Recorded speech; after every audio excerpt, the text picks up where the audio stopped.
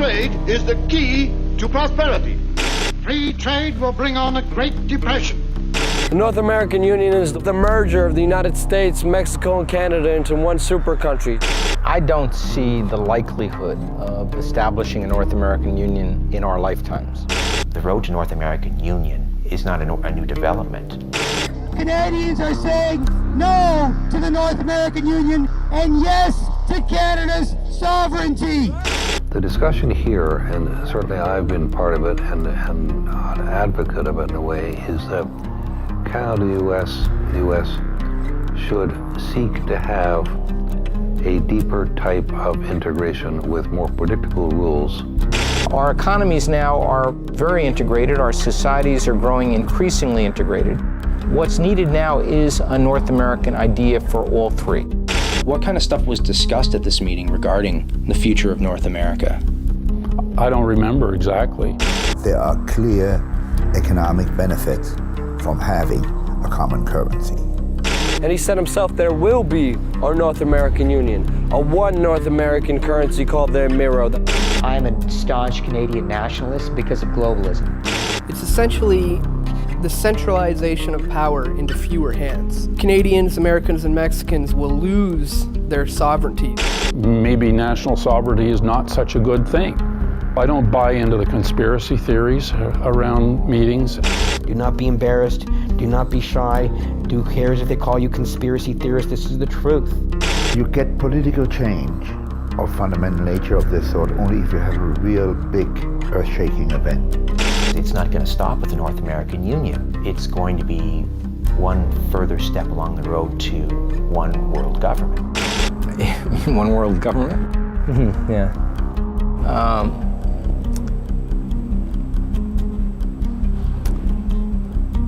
I personally think it will come. It will come.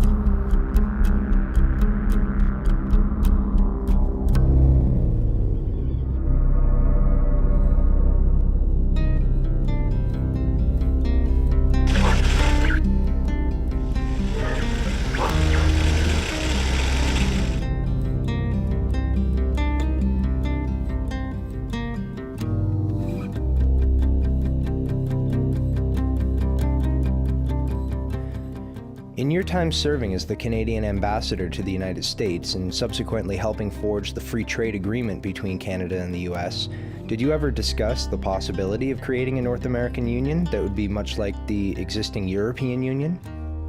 No, that was never discussed, no. I think this was seen when it was launched by the Mulroney government in 1985. It was seen as a trade agreement. We didn't even talk of it at that time. The government did not want to talk of it at that time as a free trade agreement. It was seen as a comprehensive trade agreement with the United States, not with Mexico or any other partner. It was bilateral in concept. As time went on, we began to talk about it on both sides of the border as a free trade agreement. But there was never a notion, to my knowledge, anywhere in the system up on top or in the bowels that thought of this as a North American Union. After the free trade agreement was signed in 1989 and came into force, the United States and Mexico decided they wanted to have a similar agreement. And they proposed negotiations on a bilateral basis between the two countries to have another FTA of their own. Canada was concerned about that because we felt, among other things, that it could be a painful experience if Mexico, for example, were able to get a better deal than we did, or get concessions that we didn't, in order to protect our interests. And they were actually going to model their agreement on the Canada-US agreement. It was going to be a Canada-US agreement, whatever add-ons they could put, or adjustments. So we said, well, we want to be part of the negotiation. So then NAFTA came into existence, and you had there for the first time the notion of trilateralism, or a North American continent. One has to look at what has been the effects of these agreements. And they've been very good for some powerful sectors and not at all good for poorer people, for working people, for those that are not benefiting from corporate profits. So here in Canada, for example, since we signed the bilateral free trade agreement with the United States, 2/3 of Canadian families have experienced a decline in their real incomes. Also, if we want to talk about the North American Free Trade Agreement in Mexico, some 2 million Mexican campesinos, that is peasant farmers, have been displaced from their land. Some have migrated to cities. About 500,000 every year try to enter illegally into the United States to find work. So it's not so good for people at the bottom of the social ladder. The Zapatistas, who launched their rebellion on January 1st, 1994, accusing the problems of Chiapas on NAFTA, got it backwards. The problem of Chiapas in southern Mexico, and all of southern Mexico, is not NAFTA, it's the absence of NAFTA. I think the beauty of North America is that our three countries are pragmatic and they're problem solvers. They ask themselves, we've got a problem here in our economy, we've got a problem here on our borders, we have a problem in the environment, how are we going to solve it? Is the best way to solve it is if we do it at the local level, at the national level, or would it make more sense if we explored it at the continental level or the global level? We determined a long time ago that the best way to deal with trade is at the global level. The General Agreements on Tariff and Trade in 1947 decided on a course that would systematically, over time, dismantle trade barriers. And they have. They brought them down very far. Not far enough, but they brought them down very far. That was done at the global level. I'd be in favor of continuing down that path of negotiating between sovereign governments to solve different problems, to create an institution, create a broader sense of identity or of North Americanness as part of an instrument to help us avoid our parochialism and solve shared problems.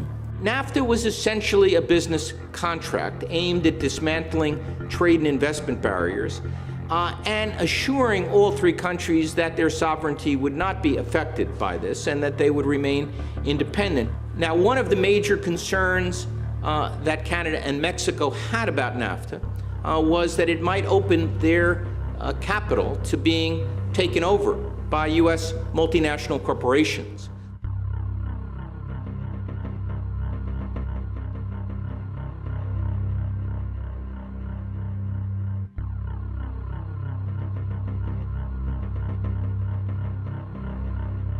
If you are a large corporation and you are given national treatment with any country, meaning as a corporation, even if you're a foreign corporation, which most of Canadians, Canada's primary corporations are foreign controlled these days, that you're given the rights of a citizen in that nation with the powers of a citizen.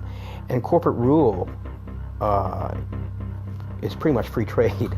But where it sits right now is that as the corporations have gained the status of citizens, they can challenge our laws.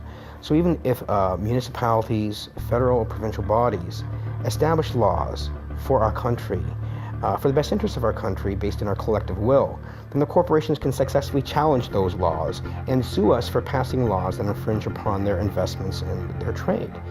And these are the provisions that allow a corporation to sue a national government if it feels it is not getting the treatment it would be entitled to under NAFTA. The first case against Canada under the investor state provisions was a suit brought by Ethel Corporation from the US that was wanting to market in Canada a gasoline additive called MMT, which is a suspected neurotoxin. It was stated by our government that we're going to ban additives to fuel that involve methylmanganese because it's harmful to individuals neurologically and otherwise. It's been linked to attention deficit disorder and other problems. But when we passed those laws, the Ethel Group sued our country. Said, how dare you pass laws that restrict our trade, and even we're doing it for the benefit of our own country. Well, Canada, the Canadian government responded to that suit by effectively apologizing to Ethel, by paying them $13 million US in compensation, and by withdrawing the ban. So it didn't even have to go through the full adjudication process before Canada backed down. Our country is being defined and shaped by regulatory bodies by corporations who have no accountability whatsoever to the Canadian people. I don't see that this harmonization, unionization is good for the Canadian people, period. Never was, never will be. It needs to stop. Now, there have been 50 suits approximately under the investor state provisions so far. I say approximately because some of them are still secret. We don't know. There have been 19 against Canada, 17 against Mexico, and 14 against the United States. And of these, Canada has settled out of court or lost 4 cases, Mexico has lost 3 cases, and the United States has not lost any, because adjudicators are very reluctant to use this against U.S. When Bryan Mulroney proposed the free trade agreement, it was a Canadian initiative. It wasn't that popular with public opinion, but it was a major initiative which we initiated, which the U.S. President Ronald Reagan got fully behind. The free trade agreement was, perhaps one of the most dramatic of any period in our history. But there, the public attitudes changed. The public went from negative to positive, and even to this day, depends the questions you ask, but on the whole, attitudes are fairly positive towards free trade. Free trade is not good for any nation that's involved in free trade. No nation benefits from free trade. How would you feel about a North American Union, kind of like a European Union between Canada, the U.S., and Mexico? I think that would probably not work. That would not work. Nah, man. That wouldn't be a good idea. I think maybe Canada and the U.S. would be okay together. I don't think Mexico. They shouldn't do that, because at that point, Canada is no longer going to be Canada. Canada has a hard enough time keeping its identity. I'm a Canadian, so I want to stick with my country. I just can't see that being favorable for Canadians in any way, shape, or form. We're still under British control partially, so we can't really. So that wouldn't happen. I wouldn't like it anyways. I thought they've been trying to do that for years. Okay, you think it's a good idea? Go ahead. The World Trade Organization is the only international organization dealing with the global rules of trade between nations. Its main function is to ensure that trade flows as smoothly, predictably, and freely as possible. The result is a more prosperous, peaceful, and accountable economic world. What's the WTO all about? It's all about greed. It's all about, look at these kids up here. They got a sign up that says, don't trade our future. For these young kids in the street today, it's about their future being traded off by corporations who frankly don't give a shit what happens to them. That's what it's about. That's what people are fed up with it. They understand it. Direct action brought these people together. Many of them on the street I've talked to have never been in a direct action before. They feel very empowered. They're starting to understand that people can be empowered and take charge of things themselves, and direct action is perfect for getting people in that role to take charge over their own lives. We'll never be divided. Together, united, we'll never be divided.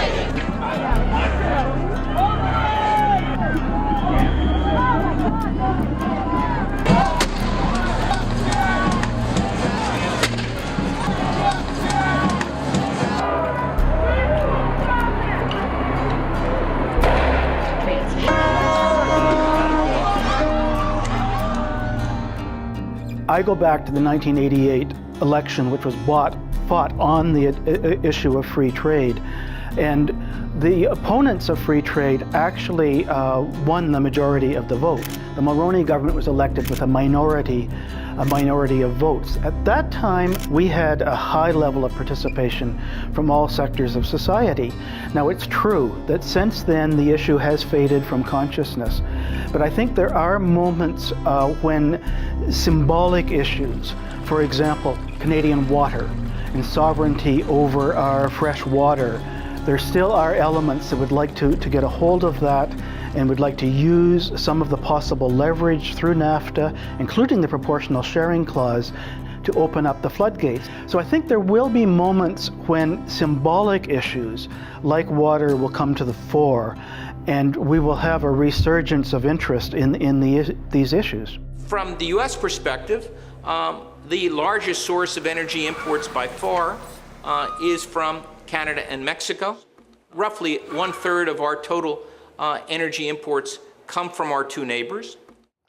Proportional sharing clause is very important because it's unique to all international trade agreements that I have ever studied. It effectively makes Canada an energy colony. What the clause says is if Canada were to take measures to conserve some of our non-renewable hydrocarbons, natural gas and petroleum, if we take those measures, we still have to export to the United States the same proportion of our oil or gas exports that were sold over the previous 3 years. What if Canada wanted to preserve 10% of our petroleum production for future generations and for conservation purposes? Well, when you work through the numbers and you find that we're obliged to sell the U.S. 2/3 of the petroleum we produce, the effect of applying the proportional sharing clause could actually mean there would be shortages to meet the needs of Canada. Canada is a great multicultural, multilateral country. We need Canada's leadership and ingenuity to develop new commissions or organizations whose purpose is to graft a North American vision onto the landscape and push forward for North American policies and institutions as well. So I hope that Canada sees within itself the capacity to have a big effect and to take the lead. And if it took the lead and worked closely with Mexico, my guess is the United States would be very agreeable to that. They don't really need the money. As you can see, housing is natural natural materials. The fruits, all of this they have farming, they have hunting, they have everything they need to live and more. But then they get the progress arriving to these towns, power lines, running water, and these are services that you need to pay for. You cannot pay with a bag of corn, you need to pay with cash. So they start needing the money, getting in the capitalism system, and that's when poverty arrives to these towns. You know, they need the money. Okay, I have some money, I buy a radio and a TV, I see what's on TV, it's pure marketing. Things that they didn't need for over 2,000 years, in a decade they start needing. Pues bueno, el Tratado de Libre Comercio, como tú sabes, no todos estamos realmente informados como se debe. O sea, en lo único que nos afecta es en la desinformación. ¿Me explico? No todos tenemos también la capacidad de admitir el libre comercio. Que nada nos ha beneficiado el libre comercio. La verdad, estamos igual o peor ahorita con esta crisis que tenemos.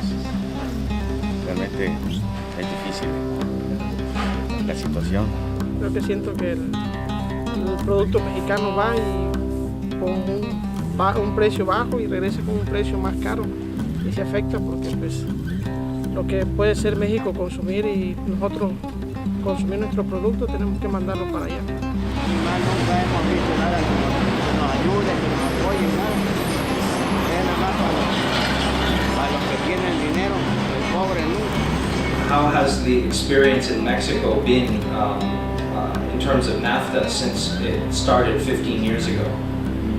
Ha sido una situación positiva, ha mejorado realmente el comercio entre los tres países. Sin embargo, lo que sí te puedo decir que hubo ciertos acuerdos dentro del mismo, nosotros le llamamos TLC o Telecam, que no se cumplieron como es la situación del transporte, que es por eso que ahorita volvieron a gravar, o sea, hay que pagar impuestos por algunos productos norteamericanos. No estamos informados al 100% de qué se trata el libre comercio. O sea, si a nosotros nos informaran como comerciantes qué vínculo nosotros tendríamos con el Tratado de Libre Comercio, sabríamos realmente de qué se trata o qué lo compone al 100%.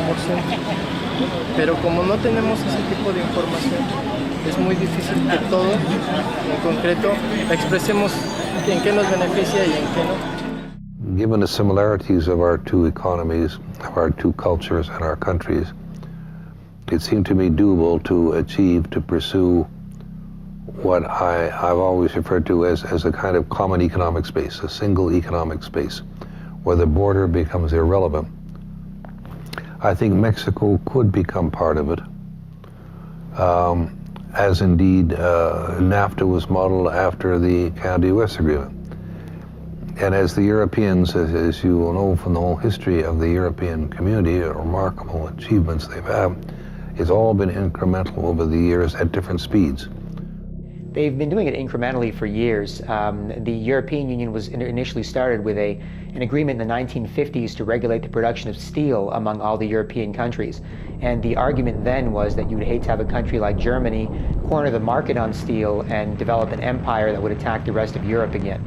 So they had a reason based on recent history at the time, which said we need to have an agreement that regulates production of steel across Europe, and from there they built on it with subsequent agreements.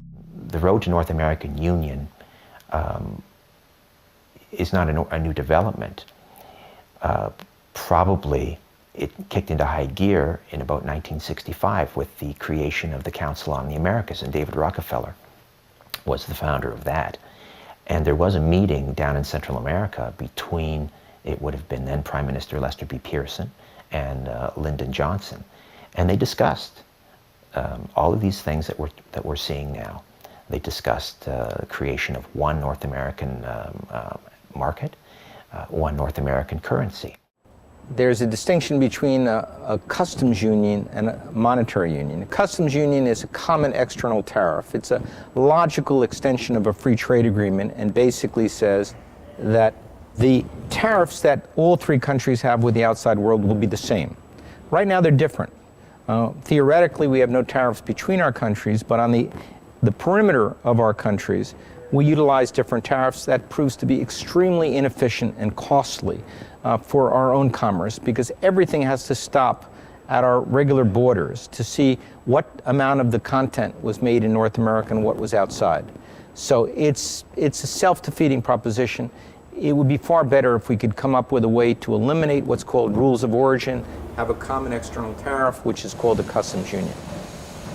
Completely different from that is a monetary union with a single currency.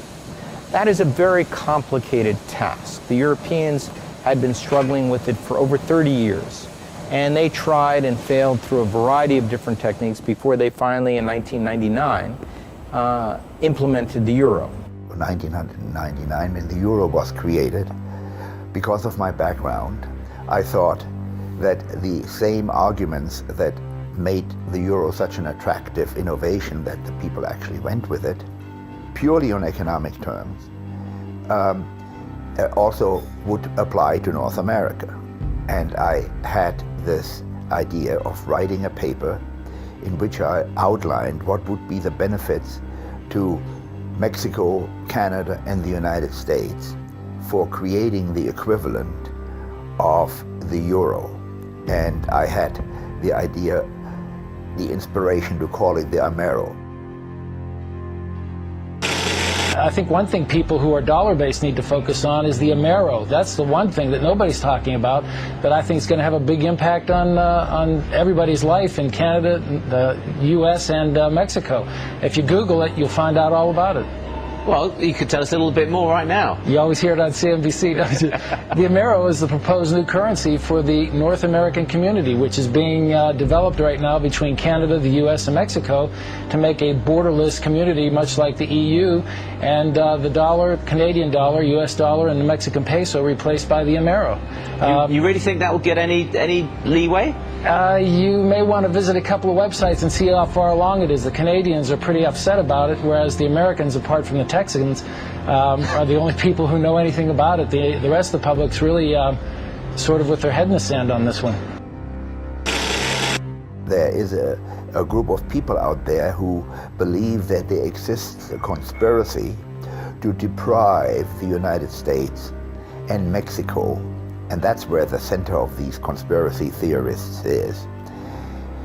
They are worried that there was a conspiracy to rob the two countries of their national sovereignty and through the back door bring in socialism and various other kinds of things. This is, of course, nonsense. It's a little bit like the story about Kennedy's assassination. People still don't believe that Oswald did it. There's a whole industry out there. There's a quarter of all Americans or something like this still think that Elvis Presley lives. I would put the stories that these guys are manufacturing essentially into that category. I cannot deal with it. I'm not following it. I hear about it because, as far as I'm concerned, it is just a conspiracy theory. The idea that I am associated with and that I'd like to push is that there are clear economic benefits from having a common currency. The basic economic argument in favor of a common currency is that you have lower transactions costs for firms that are exporting, importing, making investments, and secondly, that the cost of borrowing that is highly correlated with the cost that has to be paid by the federal government, cost of borrowing by other jurisdictions, corporations, consumers, mortgages, they all would be lowered to the benefit of Canada.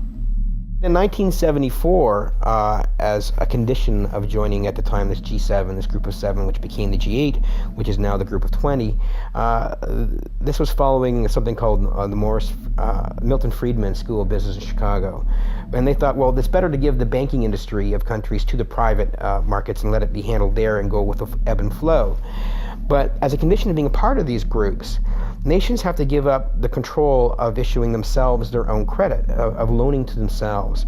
And because we chose to do this, because we thought being part of this group of 7 or group of 8, now G20, was a good thing for Canada, we stopped using our Bank of Canada to fund our infrastructure. We don't borrow from ourselves anymore. We borrow from the private banking cartel. The outcome should be clear. On a board that determines what the interest rate would be for a North American Amero area, would have to give greater power to the country that represents 70% of the entire economic activity and financial power, the United States, and only, let's say, 15% for Mexico at the moment and 15% for Canada. The most important thing about this kind of a central bank is that the politicians have to stay out of it completely. Central banks should be removed from the control, the clutches of politicians, should be given a constitution which says, thou shalt only be responsible for price stability. Politicians still play a role because they have to appoint the people to the boards which determine the day-to-day policies which in the end are supposed to have the outcome of price stability. To give up this right to lend to ourselves is absurd, because what has happened? We've gone from an $18 billion deficit to up to a $588 billion deficit, of which about 95% of that is compound interest. And money, we're paying interest to who? Well, there's no person out there who has a Canadian flag, who lives in Canada, who we pay $60 billion in interest, both federally, provincially, and at the municipal levels too. We're paying someone else interest on the money that we can print and produce ourselves and lend it to ourselves to fund our infrastructure, to fund our social programs, to fund our education for our university students who are also being put in a debt trap. But as you give up control of your currency, and William Lyon Mackenzie King said it most poignantly when he said this. He said, you know, the issuance of the credit and currency is the state's most precious resource. And once you give up that control, it matters not who makes the laws of the land, because usury, once in control, will wreak havoc on any nation. All right, ladies and gentlemen, here we are at the Federal Reserve. As I said once before, this is the very institution that is highly responsible for bankrupting America and essentially enslaving the world under a perpetual debt system. It's by no way federal, and there are certainly no reserves. What's your full name? What's that? What's your full name? Is there any reason why you need my full name? I'm just asking what's your name. What's your partner's name? Well, you can ask him. Hey, boss. What's your name? It's essentially the centralization of power into fewer hands. That's what's going on. Canadians, Americans, and Mexicans will lose their sovereignty, their right to govern themselves as an individual nation. And the economies of all three of the nations will be merged into fewer and fewer hands. I can see an obvious, clear problem with that. The moment that power gets diverted into fewer hands, you got to be concerned.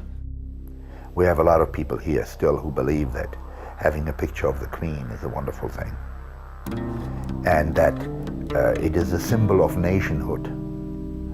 It is a slippery slope of losing the Canadian national identity by having on our day-to-day, every day we're looking at coins and bills, and there we see George Washington, rather than the Queen or another symbol of Canada. And that sort of pervades the psyche and reduces national sovereignty. It is the merger of the United States, Mexico, and Canada into one super country. It's like NAFTA on steroids, and it's about bringing all three countries together into one country, joining our governments, our currencies, our military. I had the pleasure of interviewing former President of Mexico, Vicente Fox, and he said himself, there will be a North American Union. Can you please talk about how you, as President of Mexico, President Bush, and the Prime Minister of Canada established working groups towards a North American Union? There is the original document, the original commitment, and there is supposed to be follow-up procedures. There is supposed to be committees to discuss and to advance, but that's not happening. Will there be a North American Union? Do you believe there will be a North American Union? I would hope so. I think it would be very convenient for both of us. When Vicente Fox in the 1990s was a candidate for presidency of Mexico, I was at a conference and I sat next to him at dinner, and on the other side of Fox was Robert Mundell, whom I mentioned already as the father of the European Monetary Union. And we impressed him, obviously, with the idea that there would be great benefits for Mexican economy from this. He had no difficulty accepting it because he was a successful businessman before he became a politician. He was the president of Coca-Cola Mexico. So when he was elected, he went on a courtesy visit to the White House. And the press release at that time said that he raised with President Clinton the idea that we should push forward on a North American monetary union. It was said that he did the same thing when he got to Ottawa and talked to Chrétien. We have had opinion surveys which showed that the idea of a common currency with the Americans and Canadians is totally unacceptable to Mexicans for nationalistic reasons. They want to maintain Mexico as a clear, identifiable nation and culture. And for some reason, word has spread amongst them that this is the first step towards absorption by the Americans.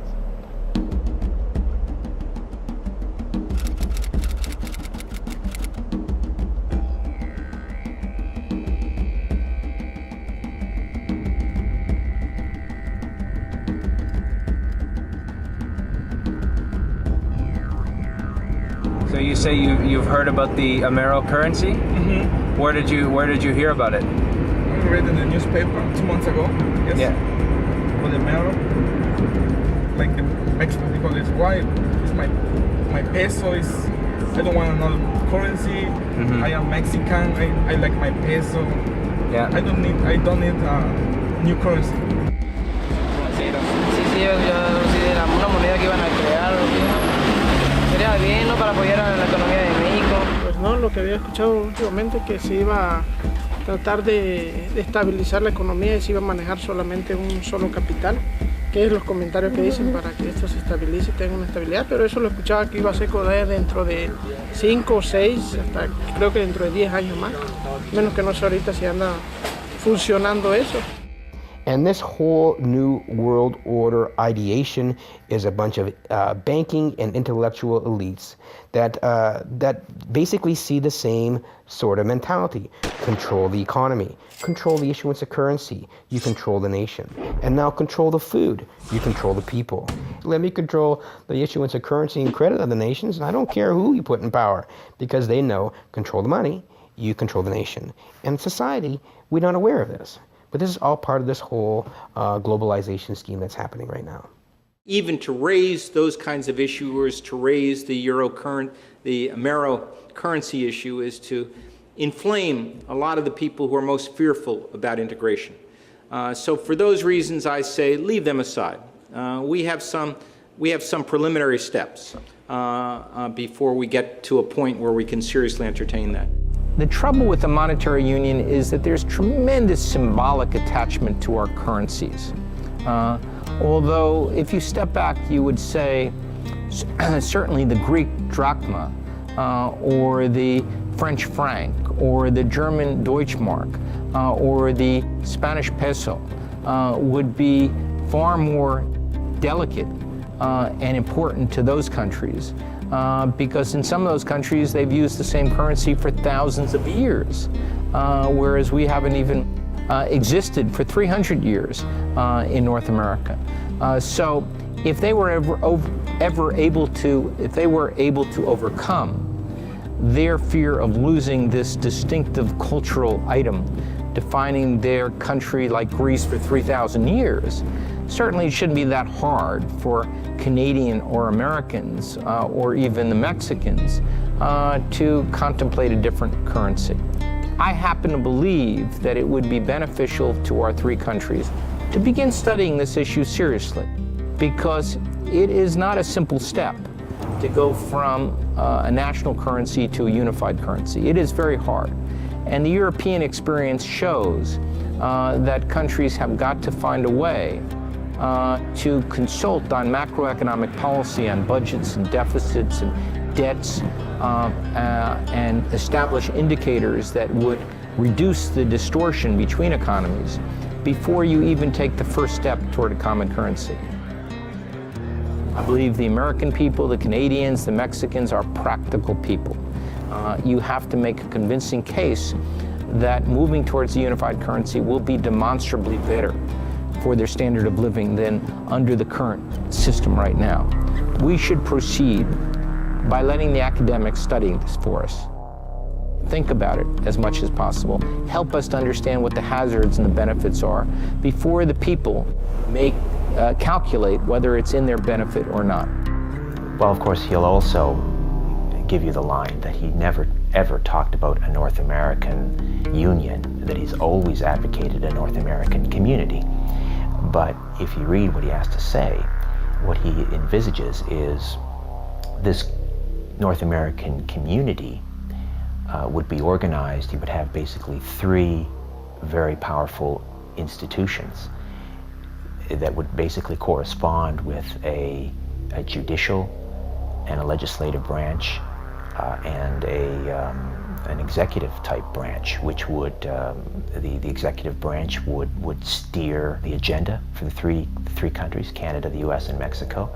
You would have essentially a North American parliament to mirror the three separate independent legislative bodies in the three countries, and then you would have a North American court, which would adjudicate on disputes, etc. Well, that sounds an awful lot like a North American Union to me. He can call it a community if he wants it, but now we're just parsing terms, silly semantics. It's important to know when you're talking about this subject that nobody here is talking about a political union. They're talking about economic and political arrangements which deepen integration and the relationship, but in which the countries, as in Europe itself, maintain their sovereignty. We're talking about the virtual destruction of a sovereign nation, three sovereign nations, the end of a constitution.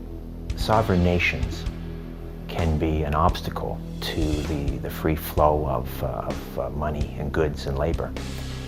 And if they can erase national boundaries, obviously that would maximize their efficiencies and their profits. But at what cost? I mean, only the nation state is best equipped to safeguard our individual inalienable rights. How's your experience been in the European Union over there? It's rubbish, a lot of rubbish, the EU. The issues that most people face is employment. We have a large immigration population coming over, and so the UK at the moment in the recession are quite worried about losing their jobs, but other than that it gives you opportunities that you wouldn't normally get, and travel as well is good. I mean, from a business point of view, it makes business more effective, you know.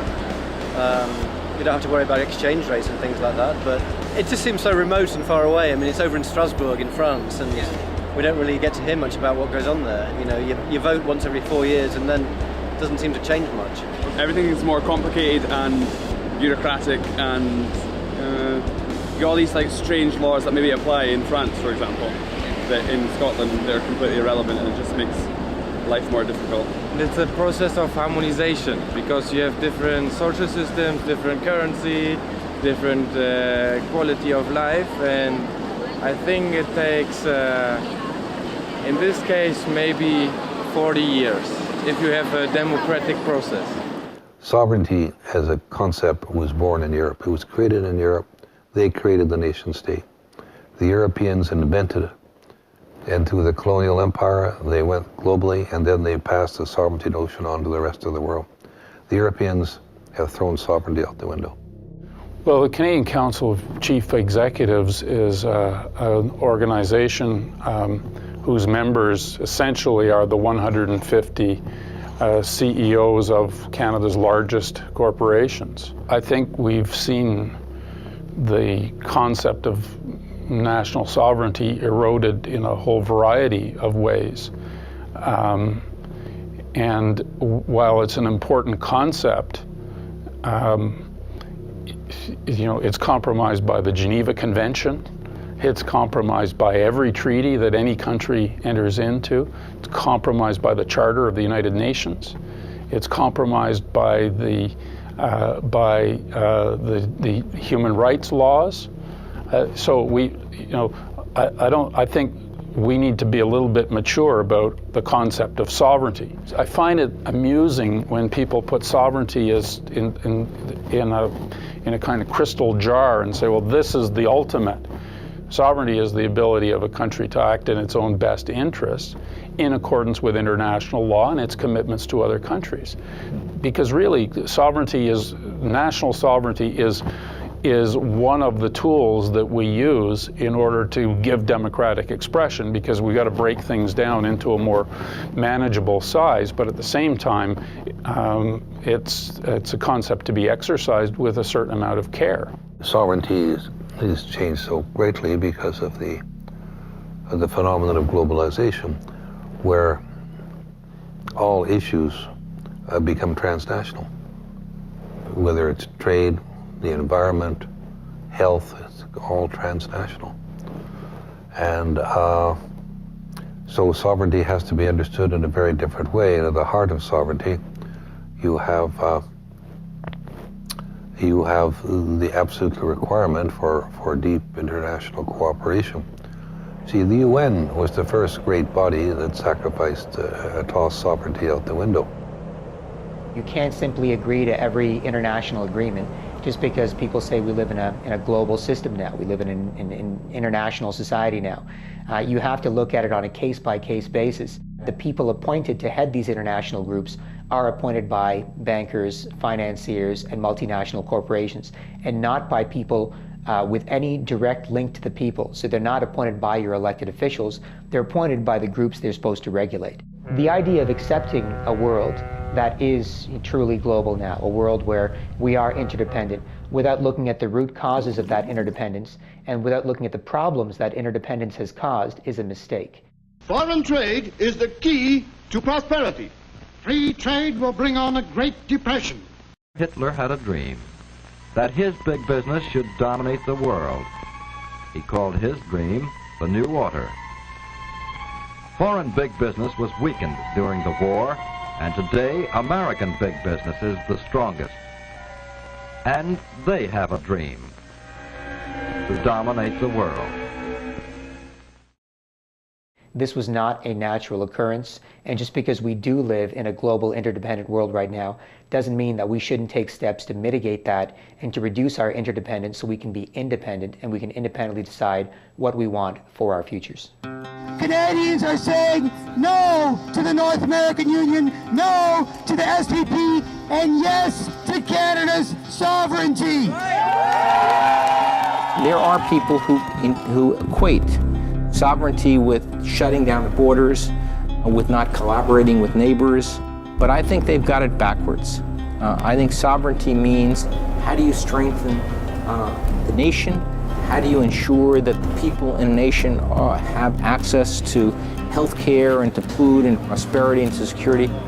And if that's the definition, then maybe the best way to approach that is to open it up, not to close it down. I am a staunch Canadian nationalist because of globalism, because there are global banking and financial institutions and corporations that seek to violate countries' sovereignties by doing whatever they want to those countries with or without the permission of the people in those countries. So because of the global forces at play, because of the global banking system, because of institutions like the IMF, like the United Nations, like the World Bank, like the WTO, that wield tremendous power over nations already, we need to defend sovereignty more than ever. All other notions that violate sovereignty, including multilateral trade agreements, take away from us the ability to control what happens in our countries. And that's why sovereignty is so important. Sovereignty is where you and fellow people of that country can determine how you want to live in that country. And without sovereignty, you can't. I hope you know who Laura Secord was. She lived on the American side of the border, and her husband was in the War of 1812, and he was wounded. So she was looking after him when a couple American soldiers busted into her house, forced her to belay them, and the American soldiers didn't know how potent our beer was, so they got a little loopy. And they started talking about their plans to invade Canada. And she overheard this, and she ran 30 kilometers, climbed the Niagara Escarpment, collapsed in front of the Indians, and told John Fitzgerald about the plan to annex Canada. And she stopped it. All the Indians, all the troops, all the settlers, everyone bound together, and we pushed back the Americans. They let It breaks my heart to think that all that she did is for nothing. Right. Only for Canada to get annexed 200 years later, and we can't let that happen. You need to get out there, you need to tell your friends, you need to tell your family, we need to stop this SPP. To understand what's happening, we should look at what has occurred under the Security and Prosperity Partnership. That was the intergovernmental arrangement that began in 2005 when Prime Minister Paul Martin, President Vicente Fox from Mexico, and President George W. Bush met at his ranch at Waco, Texas. And they launched this partnership. The following year, they met again in Cancun, Mexico, and established what was called the North American Competitiveness Council. And this council has 30 executives, 10 from each country, who have direct access to the policy-making apparatus under the SPP. It's the next step towards the North American Union, with one of the first bigger steps being NAFTA, the North American Free Trade Agreement. They have to do it in small stepping stones to condition the people to be able to accept such a thing.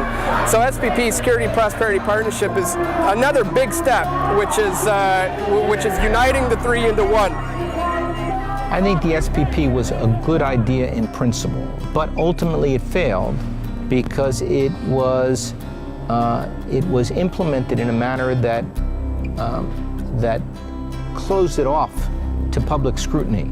And the only people who were invited into the room were the largest CEOs of the largest businesses in the three countries. And each working group covers every single area of North American society, and it basically says we're going to set the rules for each area of society across North America, irrespective of what the people in the countries want. What are your thoughts on the SPP, its penchant for secrecy and the lack of democratic process? This is the leaders' initiative, the Security and Prosperity Partnership? Yeah, the Security and Prosperity Partnership. I think we elect people in broad-based democratic processes in order to govern. And when they are seeking re-election, we have the ultimate consultation and the opportunity, if we don't like what they've done, to throw them out. I don't think that democracy means that every citizen is present in every discussion, wherever and whenever it's held.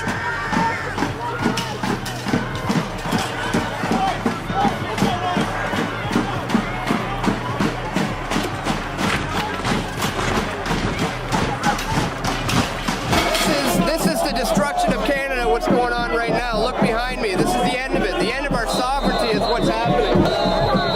How do you feel about the protest? I love that these people showed up, and I fear that things are going to get out of hand. Look at these guys. This is out of control. When did our police turn into these guys? Is this too much police for a protest like this? This is the militarization of our police, and here's proof right here.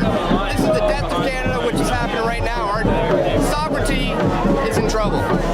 What happened in Montebello was the people in 2007, in August, in Montebello, Quebec, were fed up with this 2.5-year-old trade deal going forward and merging every aspect of their society and harmonizing the regulations to the lowest possible standards according to what corporations want.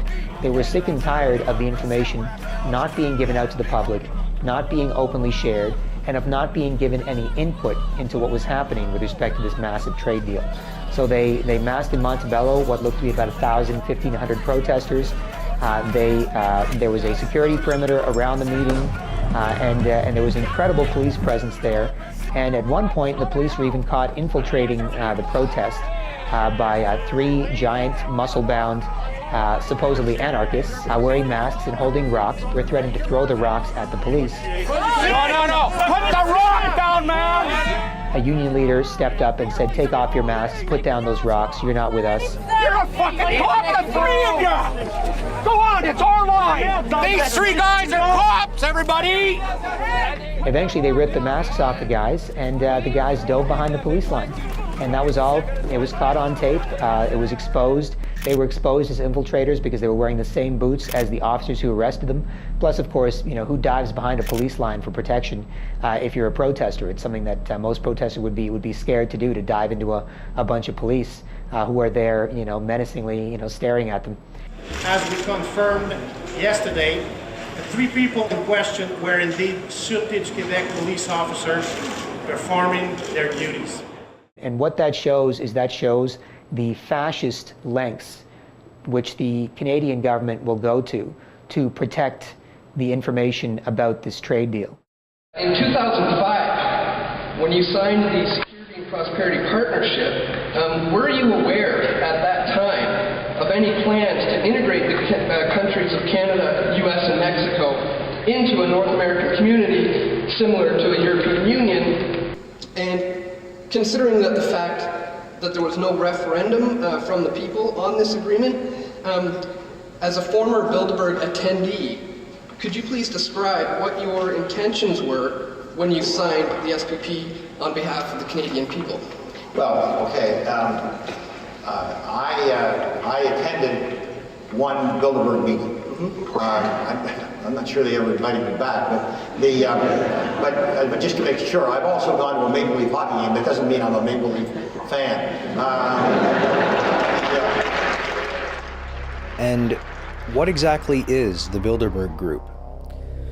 Well, it's a group of probably around 125 to 130 people that meet every year, heads of state, presidents, prime ministers, the heads of the Federal Reserve and Bank of Canada, and multinational corporations like British Petroleum and Coca-Cola, and heads of media, and all these really influential people who hold a lot of weight and have the ability to affect change in the world.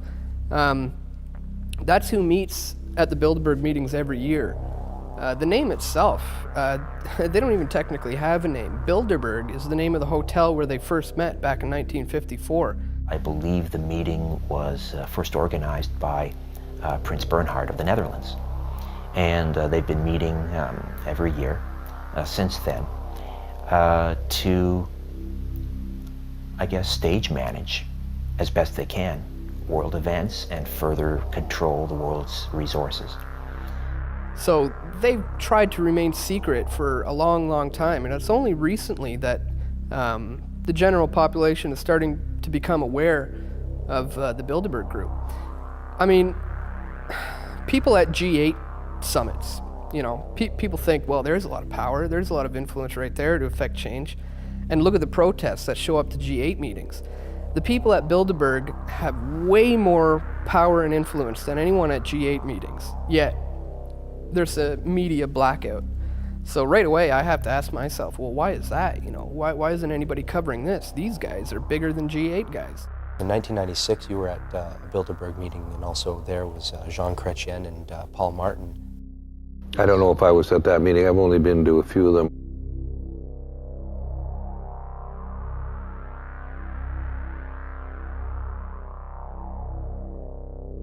Bilderberg and Trilateral are not really think tanks. They simply individuals who get together who are from business, the political world, the media, others, and discuss ideas. And they influence each other through that. I think the overall objectives of the Bilderberg Group have been to unite various areas of the world in order to set up the New World Order, the one world government. They're the ones who are responsible for the formation of the European Union, which really didn't happen that long ago. It was set in place maybe, 8 or 9 years ago. So those are the guys who have the influence and the power, and they are the ones who are also going to be setting up the North American Union over here, and there's also going to be an Asian Union and an African Union, and those are the guys who are working to bring it together. I don't really know what Bilderberg's position on this is, but I do understand your question. The Security and Prosperity Agenda, which was signed by Vicente Fox of Mexico, myself, and President Bush at Baylor in Texas, and you're absolutely right in that part of the question, has nothing to do with an economic union. What it really was that Fox and I both said, Fox because of immigration, me because of Mad Cow and because of softwood lumber, essentially said, look, there are a number of items which are violating the spirit of NAFTA. They're not violating the letter of NAFTA, but they're violating the spirit of NAFTA. And if effectively we're going to be able to build a strong North American economy and compete with some of the Asian powers, we've got to be able to talk outside of NAFTA. And that's what it was all about. And what we said is we've got to be able to get our business communities together. Because I felt very strongly that we were having a terrible time with Congress on softwood lumber. And I really felt that if the Canadian business community was able to deal directly with the American business community and point out some of the stuff, it would give us a bit of a leg up. I can tell you it has nothing to do with any kind of a union. There was a meeting held in Banff between military, political leaders, private business from Mexico, Canada, and the U.S. to discuss issues surrounding North America. But the meeting was closed off to the public, kind of veiled in secrecy. What kind of stuff was discussed at this meeting regarding the future of North America? That was the meeting that Peter Lougheed and George Shultz coordinated? Yeah, it was the one, it was at a hotel in Banff, I believe. Yeah, I think Peter Lougheed coordinated that from the Canadian side. I don't remember exactly. There were general discussions about issues that each country faced, and we had, as I recall, there were some fairly senior people from the U.S. that were present. Yeah, I remember them saying Donald Rumsfeld might have been down there at that time. No. No, he wasn't there? Let's see, this is what happens when media was cut off from it. That's why you get misinformation, disinformation. Once you get the media out of things like this, they can't report authentic. I can guarantee you get misinformation when the media is present also. Oh, absolutely, absolutely. Why keep the media out of it? If there's so many important people there, some big decisions could be made that could help inform the public more. But it was not a decision-making group. I mean, I was there. I'm just a lawyer from Toronto and Ottawa, so I have some experience, and I can talk knowledgeably about the issues that we face, but I'm not making any decisions. I don't hold any office. I don't buy into the conspiracy theories around meetings. I think some of that is deliberately misinformative. Do we need the media to be probing and to be asking questions? Absolutely. And there's no doubt about that. Can you have meaningful, productive meetings with the media present? Sometimes. Sometimes you don't, if the media are present, you don't have a meeting. So, you just have to, you have to do things, with a certain practicality to it. You have three primary groups that have been working on this for some time, more pronounced since the Second World War, but there are three key groups involved, and this is the Council on Foreign Relations, or its sister arm in Canada is the Canadian Council of Chief Executives, which is about 150 executives of corporations which control over $3 trillion in assets in Canada. The Trilateral Commission, which is by and large looking for this world integration. And the Bilderberg Group, which is a group of individuals who see this whole new role for society, building this global elite of integrating all of the countries together under one global single parliamentary command. So a new world order is being sold to the populace as being something that's good for us, for our own security and our own prosperity. It's not been voted on. Public are not even aware it's going on, but it's all part of these steps of changing the laws of the land, where you have regulatory bodies and corporations dictating what happens in nations, and we end up losing our nationhood and our sovereignty, which is quite frightening. The only prominent non-governmental sort of group that have really paid a good deal of attention to this has been the Council on Foreign Relations, and their task force did come out with an articulate, and Mr. Pastor was involved, a vision, well-argued. John Manley in Canada. It was a very distinguished group of Americans, Mexicans, and Canadians who argued for a North American community. Well, we tried to work collectively with a broad representation from all three countries, Canada, the United States, and Mexico. We were looking at really NAFTA, that many years, more than 10 years after it came into effect, saying, what should be the next steps? Where can we go from here, if anywhere? And there was a broad range of views, certainly among the people that the Council on Foreign Relations asked to be part of that. The Council did not endorse it, because the Council doesn't endorse the work of its task force, and they didn't hold any, public meetings on it. But it was, they I think, went beyond anything that has been occurred in the Trilateral or Bilderberg in analyzing the merits in this paper they produced in this task force. I think that we struggled a lot with this basic question. I mean, do you want to be, bold and brash? Do you want to be incremental? Do you need a common view for all three countries? Can there be a common goal, but moving at different speeds? And so, we tackled a lot of those issues. We tried to make, I think, a contribution to the direction that countries might go. At the end of the day, has a lot been accomplished? Not really. But, sometimes these things take time to bear fruit. What are your thoughts on a North American Union between Canada, America, and Mexico? I don't know. I think with the free trade agreement, we pretty much have that right now, don't we? So there's no point. You're just going to change the name. It's the same thing already that we have. Well, I don't agree with it. I mean, we've already got the NAFTA agreement with Mexico and the United States. Pienso que es una relación que nos afecta pues a toda la comunidad mexicana. Pues yo pienso que primero se tendrían que establecer claramente en qué nos beneficiaría y en qué nos afectaría. Pues más que nada yo pienso que pedir la opinión de la comunidad de cada país, que al fin y al cabo pues somos los que más resentimos ese tipo de unión.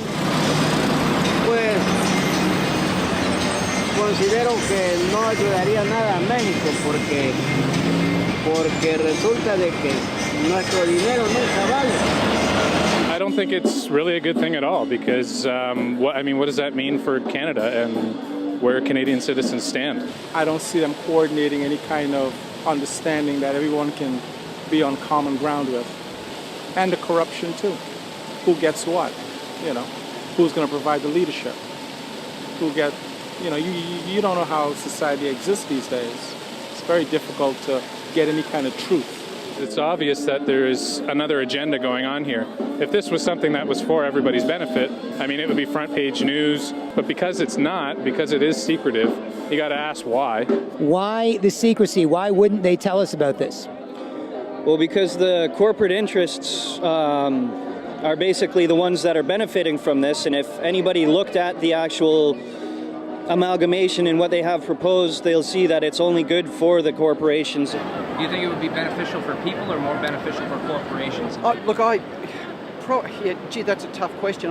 I'm hopeful that it'd be more beneficial for people, but my feeling would be that it's probably going to benefit more corporations. Well, I think as an American and all other Americans should agree that it's obviously a plan to destroy national sovereignty. I think that if we're going to adopt laws from other countries, then we should have a say on it. I've heard about that, but I think it's going to be bad. In the event of a financial meltdown or any type of economic disaster, borders contain that disaster to that specific nation. And when you eliminate all borders, how do you contain things? You don't. I'm 16th generation Canadian. And you know what? I love our neighbors to the south. I really do. And I'd like them to remain our neighbors to the south. We have more control of our own destiny when we're not worrying about the other factors, the other people in our union. So if you're worrying about the Mexicans, what they might hold important, we may not. So I think we can get along with them and do business with them, but I think it's better to do it as an individual rather than as separate or as a union together. That's my personal opinion. It's almost inevitable, I would say, that happening. Why do you think it's inevitable? Everybody's becoming more interconnected these days, I think. I'm concerned. Yeah. Concerned. You're concerned about the future? Definitely. Yeah, no, me too. Yeah, me too. The North American Union is an idea essentially put forth by the Council on Foreign Relations. They wrote a document called Building a North American Community, and they're a think tank of about 2,000 or 3,000 of the business and political elite in the United States who have common interests. Those common interests aren't really defined much to the public, but you can go to CFR.org to see the CFR's own website. You can do your own primary source research by going to their website, looking at their publications, and seeing what their members decide would be a good idea to see. Now, they don't have any official political power, though a lot of their members are politicians. So what they do is they are a think tank of the business and political elite who come up with plans that the government adopts without the say of the rest of the public. Up until about 6 years ago, we never saw in major U.S. papers or Canadian papers, never a mention of Bilderberg. Now it's finally all over the place. Europe, it's all over the place. What is that a sign of? What is that a sign of that this is happening? It's a sign that an independent press is growing. What I don't know is, are enough of the public listening? That's my great prayer, is that enough of the public are listening. Because you can keep telling them, I can keep telling them, but is there enough of the public going to listen against the tidal wave of trash media? You know, all the cheap thrill stuff, all the commercial stuff. Are people really going to learn what's going on? Because what is happening to the United States, to Canada, to Mexico is terrible, terrible, terrible stuff. Can you talk about the American Union? I mean, the CFR writes the white papers for their agenda. They carry out Bilderberg's orders. That's on record. And even Lou Dobbs on CNN saying, American Union, end of Canada, end of U.S. They are actually, through the trade deals, already starting to bleed us. Well, I breezed through what in Canada we've referred to as the Manley Report. John Manley was a previous Deputy Prime Minister, and he sat on a Council of Foreign Relations committee with Mexicans and Americans. And it started off by saying, does it not make sense that Canada and the U.S. should be one, that we should have a common currency? Does it not just make enormous sense that we should have a common border? To ask the question is to answer it. Now that was right in the report. I know they're just waiting for us to look the other way so they can whisk it through. They're upset about the fact that they're being exposed. Well, I'm sure they are. I mean, look at the tinted windows. They don't want to be seen. They don't want even anybody to know they're here. So I'm sure they're ticked, you know, and that's why we're here to try to expose them. The American Union is happening through trade deals. Just like the Euro back in the 50s when they first set it up was this economic community or this trade bloc. Now it's the Euro, and now they're taking people's right to vote, taking their sovereignty, giving it to these supranational organizations. So we're talking about the death of Canada is what's happening in there right now. The death of your sovereignty is happening in there right now. CNN has even reported that these individuals have put out the policy reports through the Council on Foreign Relations that writes their scholarly white papers to end the United States, to end Canada, and to end Mexico.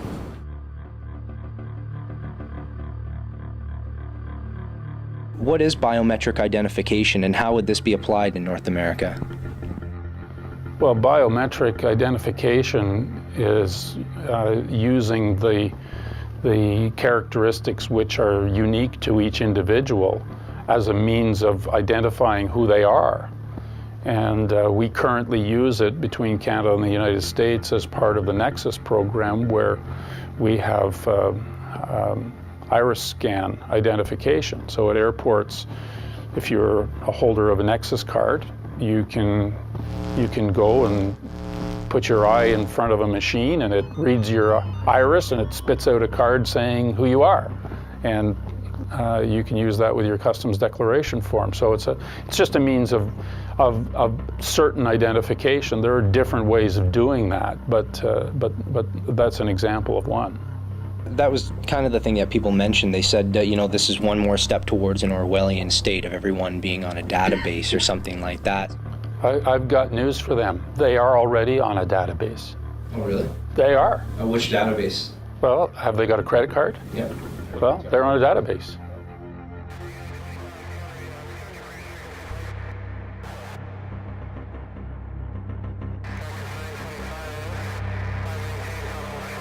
What are you most concerned about?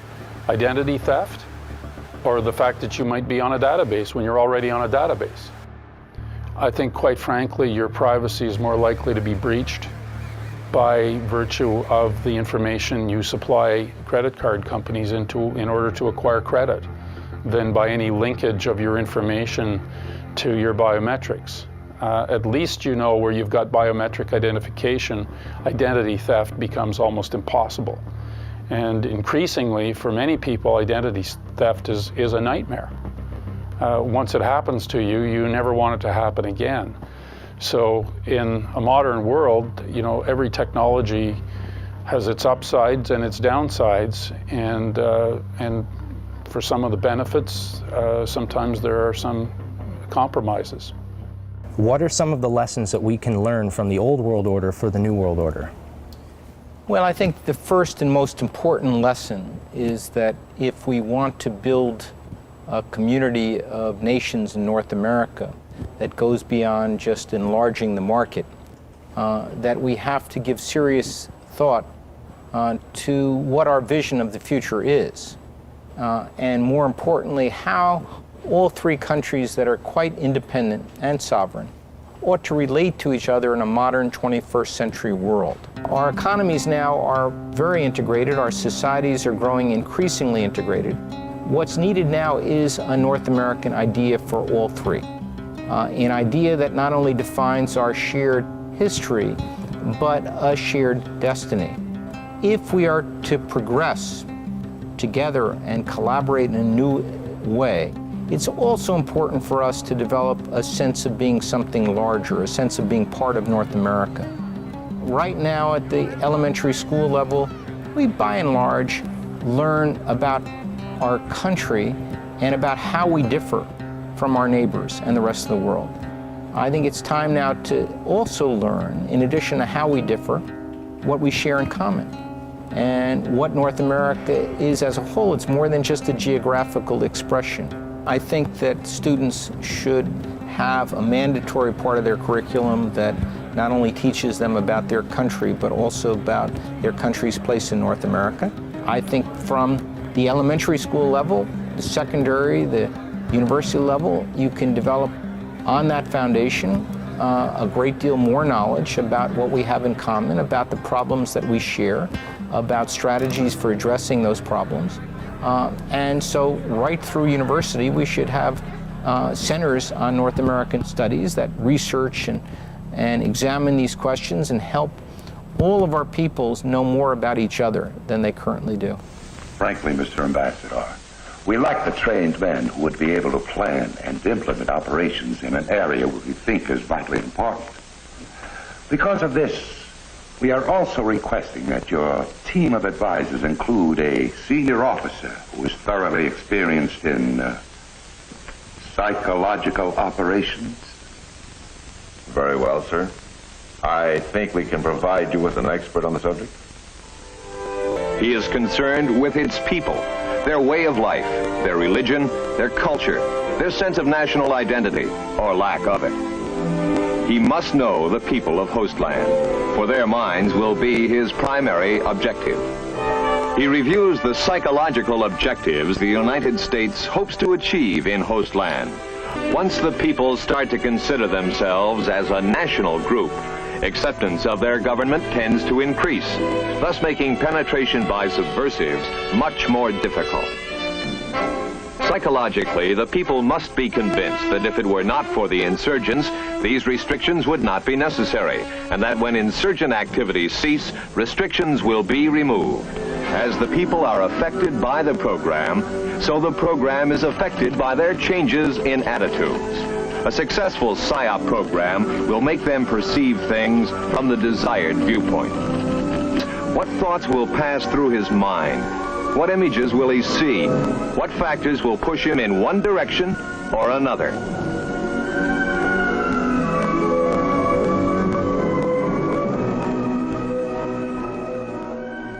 When you run the world, you tend to study how other people have run the world. Just like if you run a successful business, if you want to be a filmmaker, if you want to be an entrepreneur, you might study other business models. The people that currently run the world studied how the people before that ran the world and now want to create a scientific dictatorship.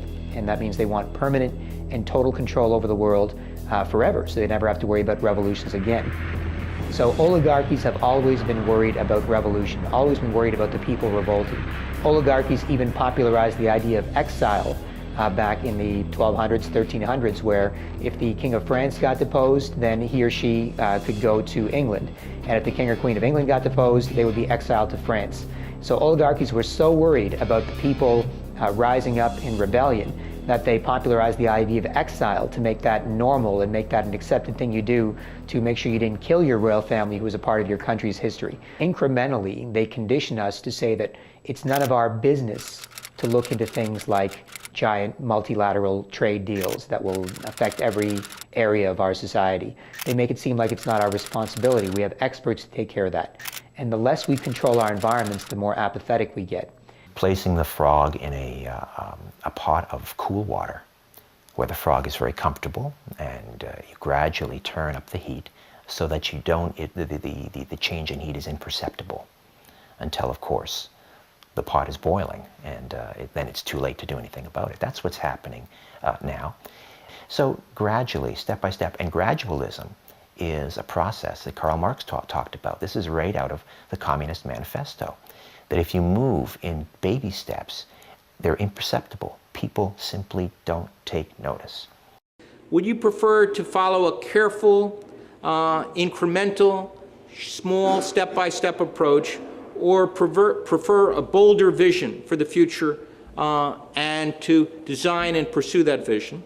And an overwhelming majority of both Canadians and Americans said yes to the bolder vision. And the people, I think, are ready. The way I interpret the polls is not that they want a North American Union, but they are quite pragmatic about different ways to relate to each other and open to new configurations in North America. They learned long ago that you cannot just take it by brute force. I mean, when Hitler tried to do it, just take it by brute force, it doesn't work. The people will always prevail. So they've learned their lesson, and they realize that now you have to do it through stealth, through things like propaganda and controlling the media and the education system, and basically turn it around so that the people are in complete and total acquiescence, that they will literally beg for their own enslavement. By doing incrementally these changes in our laws and our land, then one day we'll all wake up and say, oh, that's just the way it is. But it was not supposed to be that way. You can come across a border with an army with all of your military machinery, and people say, oh my gosh, we're being attacked. But right now we're being attacked, but incremental changes is a way that people don't see that the arrows and bullets and guns and cannons are blazing at us, and we don't recognize that. So most people aren't aware because of what they've learned from the media and what they learned in school. And it's amazing how quick information spreads these days. So that's probably why people have such a hard time waking up sometimes, because the conditioning runs deep. If you get into an elevator and there's 20 people on the elevator and 19 of them are facing the back of the elevator, well, by social conformity, although the right thing to do is to face the front of the elevator because that's where the door is open, to fit in with the greater crowd, you turn around and face the back. Don't know why, but this is what seems to be the status quo. When you have incremental damage and it keeps increasing, you can wake up one morning and realize that something has to be done. Well, you get political change of fundamental nature of this sort only if you have a real big earth-shaking event. 9/11 was an earth-shaking event. The Great Depression was such an event. 2 world wars costing millions and millions of lives and casualties among European countries was such an event.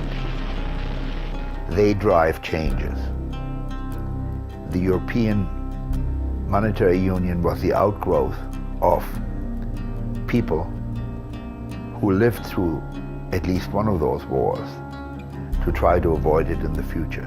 Precisamente yo estaba pensando anoche que cuando hay desastres, huracanes o algo así, los aprovechados son los que tienen dinero y al pobre nunca le llega nada.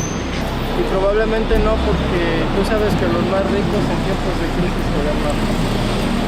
Nosotros seguimos haciendo la lucha por la subsistencia cotidiana. Solo es eso. Well, I certainly agree that it's when periods of great instability and chaos you have the greatest opportunity for creating new institutions and moving in new directions. I think it is obvious from any study of history, world history, that the greatest initiatives have usually originated from some crisis of some sort. The United States Marshall Plan would have been unthinkable after World War I, but after World War II, we were prepared to give a substantial amount of money both to winners and losers to help them to recover. It was quite a dramatic, and it really did require a crisis, a dual crisis, one the end of the Second World War, and the second the prospect of Soviet invasion of Western Europe. I think we needed a crisis to have Social Security, to have the Works Progress Administration. In 1935, Franklin D. Roosevelt put his signature on the Social Security Act. This Social Security measure gives at least some protection to 30 million of our citizens who will reap direct benefits through unemployment compensation, through old age pensions, and through increased services for the protection of children and the prevention of ill health. There's no doubt that steps that many people think would be desirable are extremely difficult to do in the absence of some moment in which people can step back and see that fundamental change is required. Robert Pastor and Allan Gotlieb, they both expressed their beliefs that the greatest initiatives come out of disasters. Do you believe in this order out of chaos theory? Given that the European Union was born out of 2 world wars, do you think that North America would require some sort of a catalyst to push us towards this North American community? Well, I don't see any. First of all, I don't know what kind of catalytic event it would take. I don't see any interest in building a kind of common superstructure in North America, either political or even economic. I don't see a monetary union. None of that is on the horizon at all, as far as I can see. I don't know what it would take for it to come about. The recent events in the financial world are certainly going to drive more cooperation and collaboration around financial sector regulation. If, as part of your goal, is to integrate economies, we call it deep economic integration, and integrate their economic structures, then countries don't want to give up their economic structures freely. And if things are going well for the people, then they say, well, thank you for offering us this Amero or North American Union or one common currency across the North American continent, but we're happy with where our economy now, we're happy with our own currency, and we don't need any help right now. But if you throw a man or a country into quicksand, and then all of a sudden they'll clutch at straws, and the straw that they'll clutch at, you already have for them, but they won't reach for it unless you create the crisis and put them in there. I agree with many people who say, well, the idea for an Amerigo is just fantasizing because there simply is not the political will that existed in Europe. And I say, that's right. I fully agree. But as an academic, I'm supposed to be thinking ahead of what can be done, what should be done, rather than just always accepting the current situation as it is. If you want to move a population as a whole and galvanize their common thinking as a one galvanized response, and we all agree this, then they give you their will freely to go take them to where you already want to go. If you throw them in that quicksand and then you pass them that straw, and a drowning man will grab at anything, and they're drowning us. I've been paid very generously all my life, being a professor, devoting myself to putting out these ideas. And my hope is that eventually, if there is a major catastrophe, there will be enough people around who will say, well, this may be the time to try out this new idea. Whether this ever happens, I don't know. But as far as I'm concerned, I've done my job of introducing these ideas into the public domain, and now it's up to your generation of young people, the next generations, to see whether it's worth it or not. It's a process that they've been using for thousands of years. It's basically order out of chaos, and the idea that death breeds life.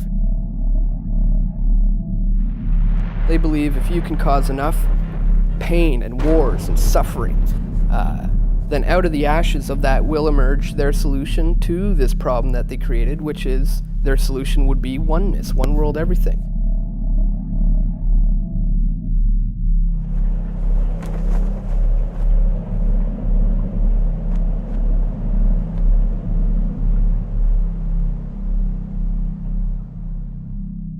It's also known as the Hegelian dialectic, where you set up the thesis, you also set up the antithesis, so that you can offer your synthesis to the very problem and opposition that you created in the first place. I mean, that's exactly what these people even talk about. It's the Hegelian dialect, problem, reaction, solution. They cause the problems to happen. You react to it, and you go towards something that they already set up for you from the beginning. And that's how they get what they want, because they understand they can't just get rid of the Constitution. They can't just obliterate your rights. They can't just destroy this economy. They have to think of a plan to do it.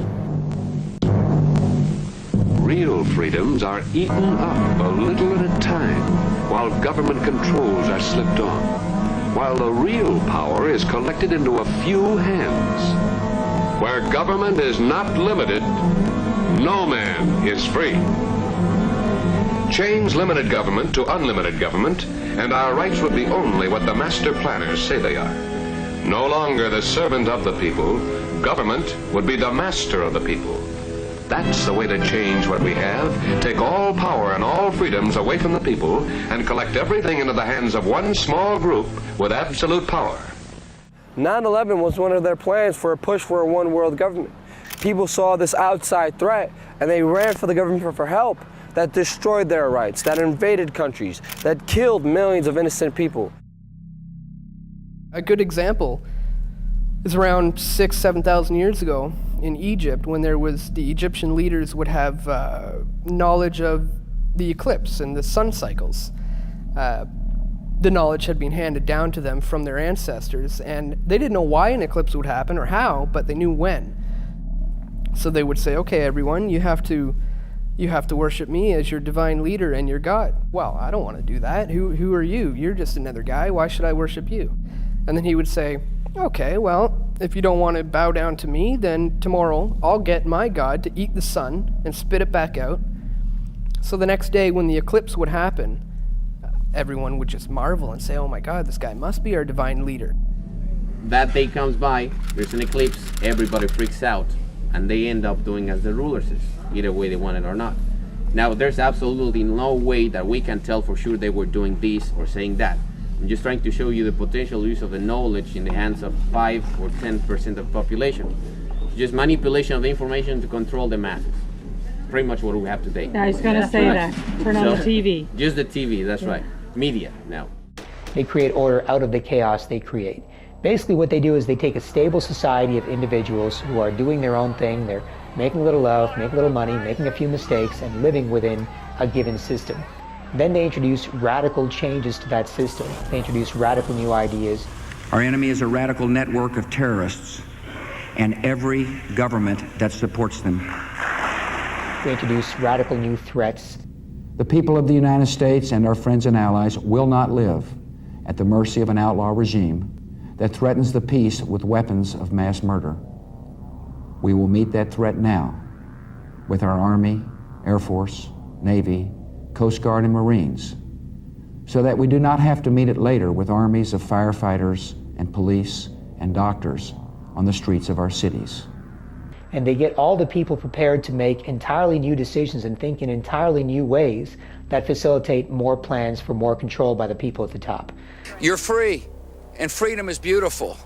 And, it'll take time to restore chaos and order, order out of chaos, but we will. Create a crisis, terrify the people into going for a solution that you suggest, which gives you more control. It may temporarily keep the people safe, but in the long run, the people don't know that you engineered the crisis, so they trust you even more, and they get habitualized to accept the next crisis and the next move towards more control.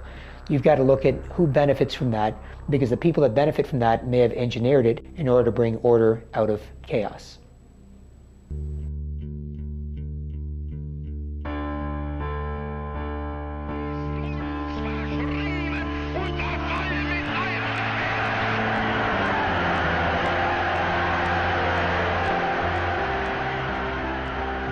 The hope that each of us has to build a new world order in which nations and peoples with different systems and different values can live together in peace. We have before us the opportunity to forge for ourselves and for future generations a new world order, a world where the rule of law, not the law of the jungle, governs the conduct of nations.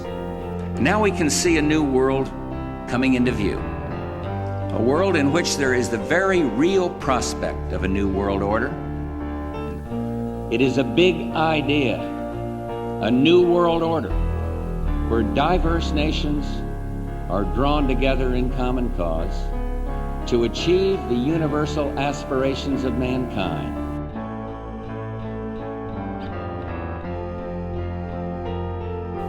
Out of these troubled times, our fifth objective, a new world order, can emerge.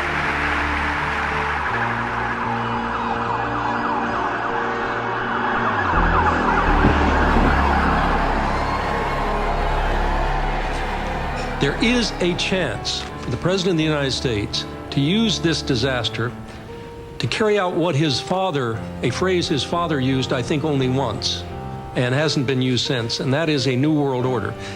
There's a need for a new world order. In the next few years, a solution will emerge, that people will look into that cauldron and decide that they have to learn their limits.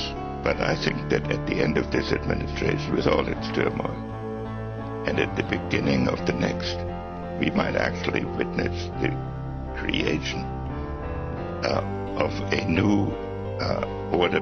After 1989, President Bush said, and it's a phrase that I often use myself, that we needed a new world order. It is a new mindset that the world now needs. It is a real, global New Deal that we need, an ecological and an economic New Deal that we need. In the name of France, I call upon all states to join ranks in order to found the new world order of the 21st century. I think a new world order is emerging, and with it the foundations of a new and progressive era of international cooperation. We need a world of shared global rules, founded on shared global values. When we are successful, and we will be, we have a real chance at this new world order, an order in which a credible United Nations can use its peacekeeping role to fulfill the promise and vision of the UN's founders. The New World Order essentially is an agenda. It's a plan to unite the world into one, whether it be one world government, one world cash system, one world religion. It's all about uniting everything into one. They call it the New World Order, and that's what they're trying to create. Essentially, different power blocks from around the world decide to get together and agree to carve it up amongst themselves with a system where they all profit and the whole world is fooled into believing something else. This idea of a globalization or a global totalitarian political scheme where the masses are regulated and controlled by the few is nothing new in society. It goes back millennia. This has been a common theme of those who seek to profit us and to oppress us and to hold us in checks and balances.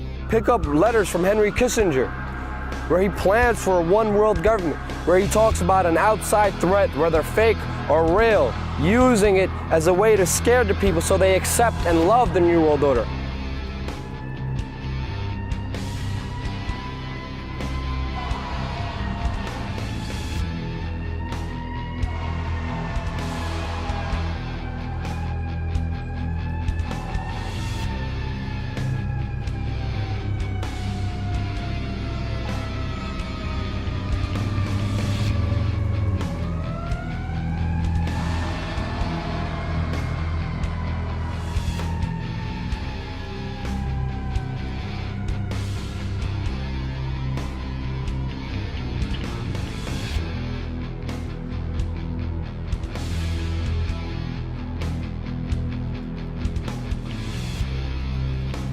The North American Union, it can help them move into a global economic system, a global political world, where they can destroy all borders, where there will be no Mexican border, no Canadian border, and we'll all be under a world system. Then you're looking at world domination type stuff, and I think there's too much diversity in the world to do that. It comes down to the bottom line, which is money. Those that have the gold want to keep it, tend to. They're not. They don't want to lose power. It's about power and economics. Yeah. Economic crash, you see it now as on a global level. The first time people are talking about global regulation of markets, right? Because of economic crash. So somebody has to be shot before you notice that the weapon is dangerous. How about global government down the road? What about that idea? Oh man, I work for that. I work in that, and you have to make it up to 190 countries. It's a long process. Pues la globalización ya ve que es inevitable. Pero pienso que más que en el mercado nos está afectando también culturalmente. Se están perdiendo muchas tradiciones y pues ahora ya casi en todo el mundo escuchamos el mismo tipo de música. Las tradiciones pues se están perdiendo porque estamos nosotros absorbiendo las de otros países. Well, the end game is it's not going to stop with the North American Union. It's going to be one further step along the road to one world government. Already, as we speak, the nations of Africa are contemplating an African Union. In fact, they made a fairly large step forward in 2007 with a summit. Speaking at the event, Ambassador Saeed Djinnit, AU Commissioner for Peace and Security, called the launch an historic moment in the partnership between the US and the AU. He said the African Union is determined to pursue the path of continental integration with the support of its partners. Of course, we already have the European Union. A similar movement is afoot in Southeast Asia and also South America. So once you have a North American Union, That'll merge with the European Union, that'll eventually merge with Africa. So these 4, 5, 6 major trading blocs will all come together as one world government. There is an organization you can find on the internet, and they also were in touch, and they want a common currency for the world as a whole. And Robert Mundell has an annual conference in this place in Italy where we discuss these issues. But my view is that this is totally premature. The first step would be to have regional monetary unions, like say one in the Caribbean, one for Central America, one for South America. And once they have been established and they see all the benefits that come from it and that it is manageable, that the problem of losses of national monetary sovereignty do not appear or seem to be very small, then you can have these regional unions getting together and reaching agreement to stabilize the exchange rates amongst themselves. I believe that there is an opportunity now, with the G20 having been called, for the first time, for us to put together a global steering committee of all the great powers of the world. If I was asked what is the single most important thing that can be done to get us out of this mess, it is going to be to recognize now that we are one common humanity, divided perhaps into economic entities called countries. The time has come for us to work together. Do you think it's possible somewhere down the road to see a North American Union that might merge into some sort of a global governing body?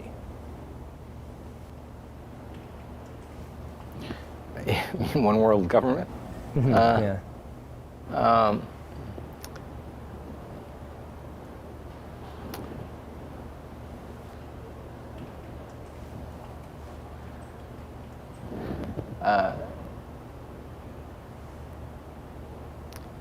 I don't see the likelihood of establishing a North American Union in our lifetimes. I don't think that the people in any of the 3 countries want to dissolve their government in favor of a single government. Moving to, global governance, dealing with, political and other things, I don't see it, quite frankly. I think that we are struggling already with our global institutions, such as the United Nations. We're trying to find a way, to deal with situations that arrive from time to time in the world where we've got, where the global community thinks maybe national sovereignty is not such a good thing. If you think that your government in Ottawa or Washington is somewhat distant and unresponsive, imagine how distant and unresponsive it's going to be if our government is now situated, let's say, in The Hague, in the Netherlands, or in Rome, or some other place that might be the seat of a one world government. We're not talking about the American government here. We're talking about an entity that exists above or beyond elected officials. These are unelected oligarchs, and these are people that have no allegiance to a country or flag. So it's a bit of a misnomer to describe them as, the American government. We're not talking about the American government here. We're talking about globalists. People of the world, look at Berlin, where a wall came down, a continent came together, and history proved that there is no challenge too great for a world that stands as one.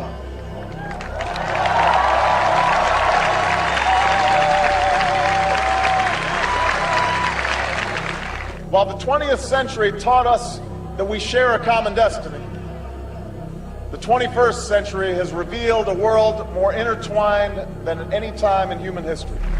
In this new world, such dangerous currents have swept along faster than our efforts to contain them. And that is why we cannot afford to be divided. The burdens of global citizenship continue to bind us together. Partnership and cooperation among nations is not a choice.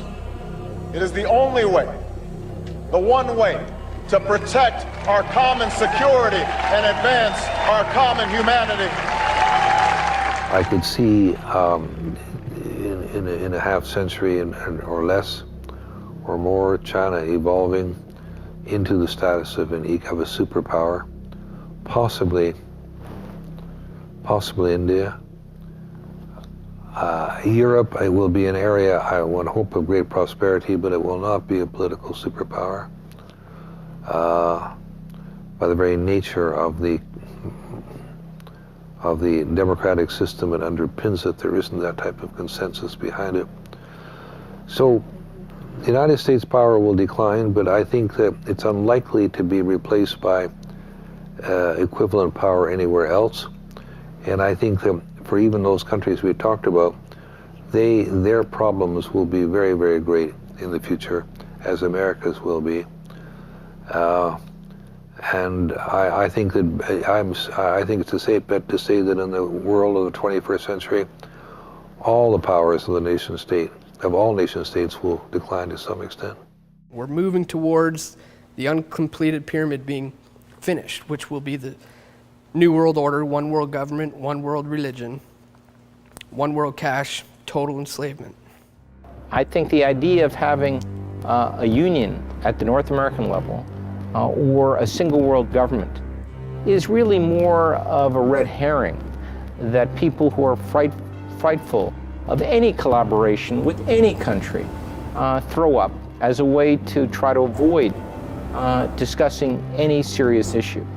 I think the greatest threat to our three countries are those people who try to intimidate others from having a genuine debate on what our long-term interests mean, and those who think that we will prosper by remaining stationary, by not changing. I think that is the greatest threat that we have to avoid. Incrementally, through virtually every means of communication, they're inculcating in the idea in us to not care about our sovereignty, not care about our independence, not care about ourselves as individuals and our individual worth as we chase things like money that become what our self-worth is based on, or looks that become what our self-worth is based on, which are based on ideals. And those ideals are designed to corrupt the way we think about the world, the way we value ourselves as individuals. If we don't value ourselves as individuals, we won't value our country as an individual country, and then we'll be allowed to be subsumed into a UN global government. They can't just come out and start a one world government, a one world order, a one world religion. It's gonna have to be incremental, and that's exactly what they're doing now. They're slowly joining countries together because they're gonna join all the countries together into their plan for a new world order, a one world government. Because when you have a one world state, a one world government, a one world religion, one world currency, you have less people control, more power than ever throughout history. They have to do it incrementally because that's the only way they could do it successfully. When they do it very slowly, people won't see it around them. If they do it really quickly, they know the people will resist, the people will stand up against them and not tolerate their power grab for the whole world. I am not looking to see any great progress here towards a deepening of our relationship on the economic and security side in the foreseeable future, but I personally think it will come. It will come. We're wondering how people would feel in America about a North American Union, kind of like a European Union between Canada, U.S., and Mexico. You got me. No? No. You haven't heard of it yet? No. Have you heard of the North American Union plan? Yeah. Yeah. The Amero? Oh man, that's way beyond my scope, Maddie. I don't even know what you're talking about. Honestly, it wouldn't make a difference to me. No? It just kind of goes right over my head, so it wouldn't make a difference to me. I seriously don't know. I have no idea. Have you heard of a currency called the Amero? No, I haven't. Have you heard of the SPP, Security and Prosperity Partnership? No. It's a deal that was signed in 2005 between Canada, U.S., and Mexico. Have you heard of the Security and Prosperity Partnership? No, I haven't heard of that. Have you ladies heard of the European Union, where all the countries in Europe kind of merge together into one country? No. No? EU, they use a euro, they have one currency. Have you heard of the European Union? No. No? No. No. No? Have you heard of the European Union, EU? Okay. if one leader rules everything, do you know how fucked up the world is going to be, man? I find when I mention topics like the Security and Prosperity Partnership or North American Community or even the European Union that people have never heard of this stuff before. Do you think that people need to be encouraged to start looking into these issues if we're going to be facing them in the future? Well, I think that information and a knowledgeable public is a fundamental requirement for a democracy. And I worry greatly about the fact that people are, in many cases in our modern democracies, willfully uninformed. It's not that the information isn't available, especially with the internet. You can get information if you want it, but people just aren't interested. In a recent by-election in Ontario, 25% turnout. 25%. Unlike Afghanistan, nobody was threatening to cut your fingers off or to kill you if you voted. So, but there is a lack of democratic engagement, and part of that is a lack of involvement with understanding the issues, whatever they may happen to be. Tenemos la posibilidad ni el gobierno de darte más información. Aquí la poca que ves en la tele y lo poco que oyes es lo que logras ver y saber. Volvamos a lo mismo, todo es un genérico de desinformación. Yo te podría expresar más si yo supiera, pero como el tiempo para subsistir no nos da tiempo para informarnos. The main problem is nowadays, I mean, you have a family. I mean, both parents have to work just to scrape by. People don't have time to look into these things. So, and it's often a survival mechanism where people tend to be happy and comfortable in their own little comfort bubble, and to step outside of that and to have somebody suggest to you that the way things are run is not necessarily the way you think they are, it makes people uncomfortable, because now you have to admit that maybe you're wrong, you have to admit that maybe things aren't the way you thought they were. So really what people need to do is swallow their pride and seek truth honestly and unbiasedly. Because that is the ultimate weapon in the fight against the people's minds, is the truth. Right now, there's a war on for your mind. And right now, these people, they're not doing it by force, they're doing it through policy.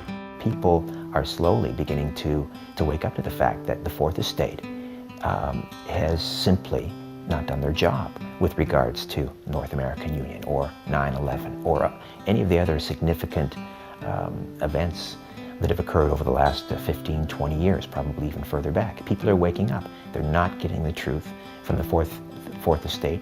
The mainstream media will deliberately lie to you.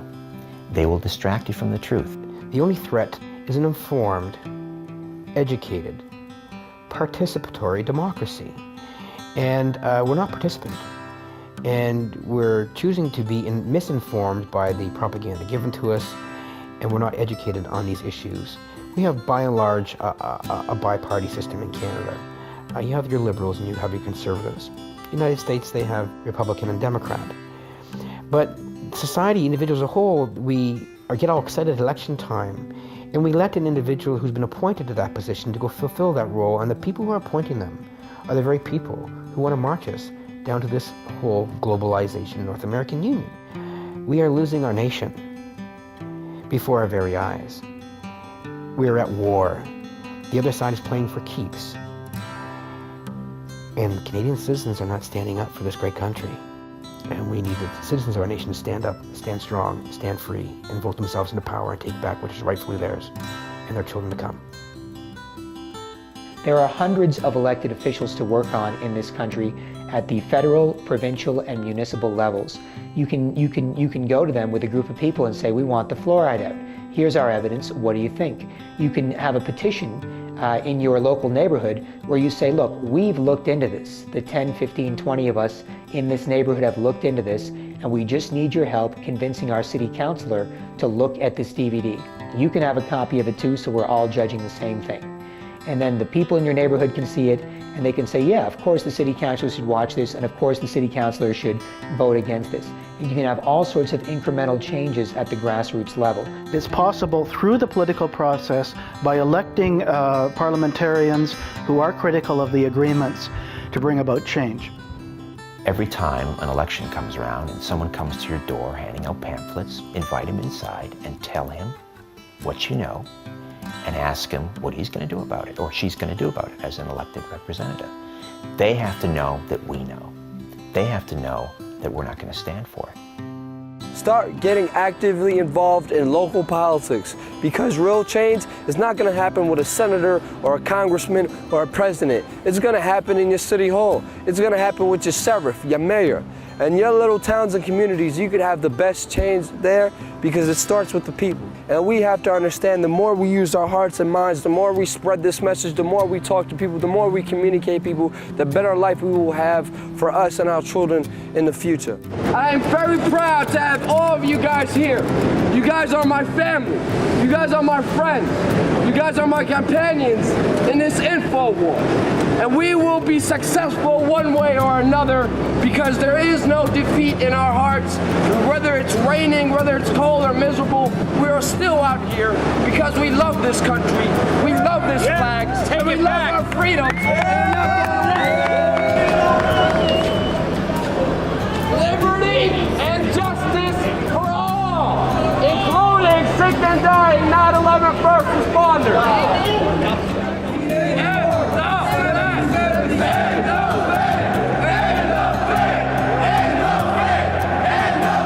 There are a number of movements around the world, social movements, citizen movements, that are lining up behind this vision, and I believe it's actually possible.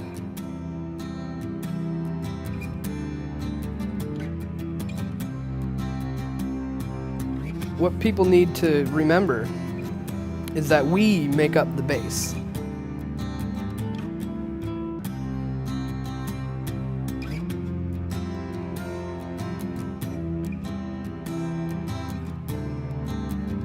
They have no power without us, you see.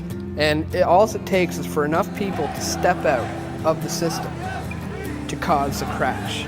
You know, if the corner of the pyramid's missing, well, what happens? It all comes tumbling down.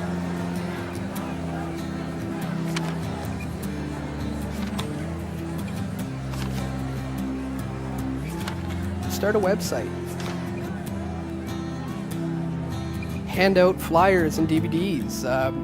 Contact your local representatives to ask tough questions to politicians. Just get more and more involved in trying to spread the truth, because that's really what this world needs. You guys want a DVD? Want a DVD? You guys want a DVD? Documentary? Free DVD? What is it for? Now, what's the basis of this? You've seen it? Yeah. Have you heard of it, or? Yes, and I watched part of it online. Oh, cool. Awareness is key. Nothing's ever going to change unless there's enough people who know there's a problem in the first place. So that's what this day is all about. Spreading awareness. That's as simple as that. You as an individual can say, I'm going to make an 8.5 by 11 flyer for my neighborhood that basically says, look, I make a combined family income of $120,000 a year. I live in a $275,000 house. I live in this neighborhood. I'm from here, and I'm just going to drop this off in your mailbox once a week. And I think if everybody did this, and you put on there who you are and what your intentions are, you can be semi-anonymous if you want, but you basically say, I live in this neighborhood, and I'm making this statement on behalf of people who are basically me in terms of demographic, irrespective of what roles are assigned for us by the media and by our society. I'm one of you, and I have this information to share. So you can certainly do that as well. There's a million things that any individual can do, but I think more importantly, it's going to have to go neighborhood by neighborhood, block by block, because the only reality that you can believe in consistently is one that you are in and one that you share with someone else. We don't need believers anymore. We need doers. And the doers right now are the average citizen standing up, organizing, and coming together under a common good to go save themselves, because Canada is in peril, and we're not alone. And this whole North American Union globalization is not inevitable like 1 in 2 people believe in Canada. It's not. It can be stopped. And if people who sit here since the time of Confederation, who put our country together, could fight and give up their lives to save this country. How dare we, as individual citizens in the 21st century, sit back idle and say it's inevitable. Our country is going to this new world order and this new global elite savior country. And we can do that. And Canada is no different from the same patriots and nationalists in the United States or other countries. We're fighting a war together. Whether we're individual citizens of different countries, we have to fight the same people together. We need to come together, get out there, educate, inform your fellow man. Do not be embarrassed. Do not be shy. Who cares if they call you conspiracy theorists? This is the truth. We're in a very tumultuous time, but I'm hopeful that on the other side, when the dust settles, a lot of these institutions that were once looked up to, they won't be around anymore, and we're going to have to build this thing from the ground up. And maybe I'm naive, but I think it's going to afford us a rare opportunity for more freedom of expression and more freedom of information. It may initially start out with small groups like this and in church basements, and but that's how the most important movements have always started. So I look forward with a great deal of trepidation, but also a great deal of enthusiasm and optimism.